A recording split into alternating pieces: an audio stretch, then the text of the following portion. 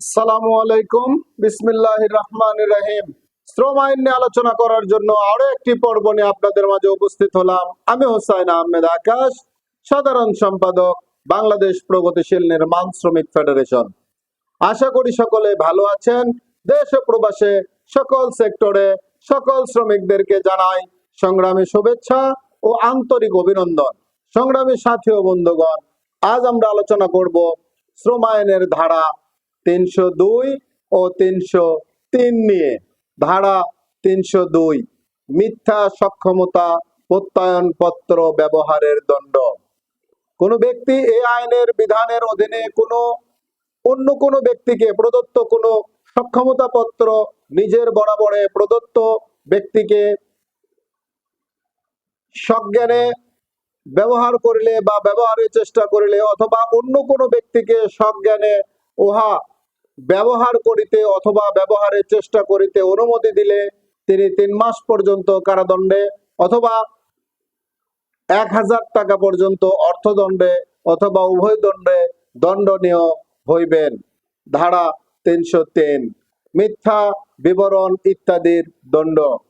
কোনো ব্যক্তি বস্তুগত ভুল বলিয়া জানেন বা জানার কারণ আছে, এইরূপ কোনো বর্ণনা প্রতারণার উদ্দেশ্যে এই আইন বা কোনো বিধি বিধান বা স্কিমের অধীনে রক্ষণীয় কোনো রেজিস্টার্ড নোটিশ, নথি অথবা অন্য কোনো দলিল দস্তাবেজ লিপিবদ্ধ করিলে উক্তরূপ কোনো রেজিস্টার, নোটিশ, নথি বা অন্য কোনো দলিল দস্তাবেজ লিপিবদ্ধ করার প্রয়োজন আছে, এইরূপ কোনো বিষয় উহাতে ইচ্ছাকৃতভাবে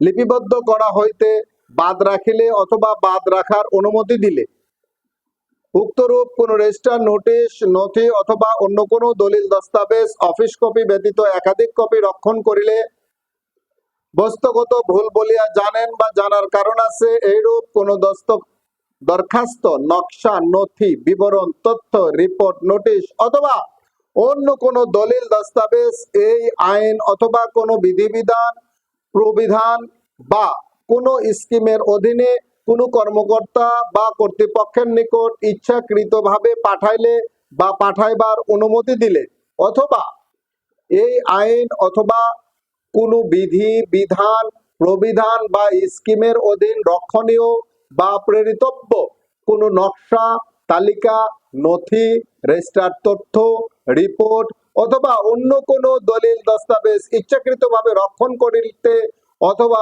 প্রেরণ করিতে ব্যর্থ হইলে অথবা গাফিলতি করিলে তিনি ৬ মাস পর্যন্ত কারাদণ্ডে অথবা ৫,০০০ টাকা পর্যন্ত অর্থদণ্ডে অথবা উভয় দণ্ডে দণ্ডনীয় হইবেন। সংগ্রামী সাথী ও বন্ধুগণ, অত্যন্ত গুরুত্বপূর্ণ একটি বিষয় নিয়ে আজ আমরা আলোচনা করলাম। আশা করি সকলে বুঝতে পেরেছেন। দেশের প্রচলিত আইনের প্রতি শ্রদ্ধাশীল হয়ে এদেশে সকল শ্রমিক এবং মালিকগণকে শ্রম আইন মেনে চলার অনুরোধ রেখে সকলে সুস্বাস্থ্য দীর্ঘায়ু কামনা করে আমার নিজের জন্য দোয়া চেয়ে নিয়ে এই পেজের ভিডিওগুলো বেশি বেশি শেয়ারের মাধ্যমে এদেশের কোটি কোটি শ্রমিকদেরকে দেখার সুযোগ করে দেওয়ার অনুরোধ করে আজকের পর্ব এখানেই শেষ করছি। আসসালামু আলাইকুম। আল্লাহ হাফেজ।